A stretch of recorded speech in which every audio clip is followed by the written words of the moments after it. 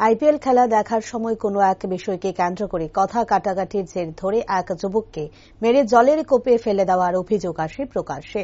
রবিবার সাত সকালে সে যুবকের পক্ষে প্রায় 150 থেকে 200 জন এলাকাবাসী লাঠি সোঁটা নিয়ে দুটি দোকানসহ জিম ভাঙচুর করে পরিস্থিতি নিয়ন্ত্রণে আনতে এলাকার বিশাল পুলিশ বাহিনী মোতায়েন করা হয়। অভিযোগ ওঠে এলাকার সমীর চৌধুরী সহ আরো কয়েকজনের বিরুদ্ধে। ঘটনার প্রভাব পড়ে গোটা এলাকায়। পরবর্তীতে আরো পুলিশ ফোর্স মোতায়েন করা হয় এলাকার পরিস্থিতি নিয়ন্ত্রণে আনতে।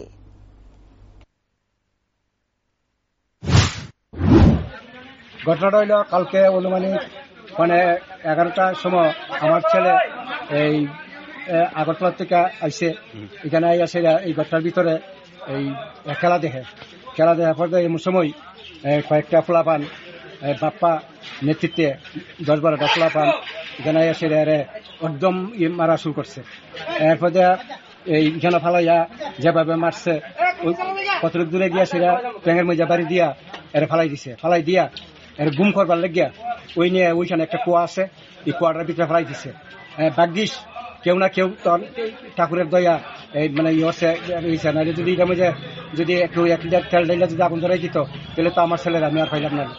তাহলে এই অবস্থায় এখন কি আমার ছেলে রামচন্দ্র ঘাট লোকাল, আমিও লোকাল, আমি এই গাঁও সভার একজন বাসিন্দা।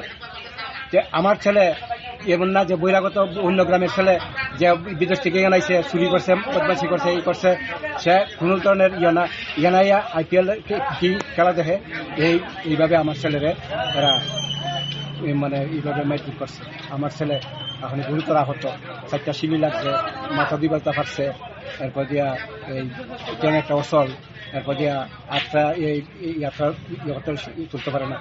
এইভাবে যেন একটা পার্টি, মাফিয়া পার্টি, এটা নিরীহ মানুষে বিভিন্ন ধরনের এলাকাতে নির্যাতন করে। আমি এটা উপযুক্ত সঠিক বিচার চাই। আমি আইনের কাছে আশ্রয়, আইন সঠিকভাবে যাতে এটা তদন্ত করে উপযুক্ত বিচার। কার নেতৃত্ব মারছে? সমীর চৌধুরী প্রথম 2টা ঘুষি দিছে বলে দিয়ে কইছে যে বলে ধরে। তখনই এই কিছু এই যে গোড়াগাড়া ফলাফান এটা ওই বাপ্পার নেতৃত্বে 8-10টা ছেলে আছে, বাপ্পা এবং বাপের নাম জিতেন দেব, এই এর নেতৃত্বে এরা মারধর করছে, প্রচন্ডভাবে মারছে। এতে আমি বাপ হিসাবে আমি খুবই মর্মাহত। এই জায়গাটার নাম কি? এই জায়গাটার নাম পূর্ব রামচন্দ্র ঘাট।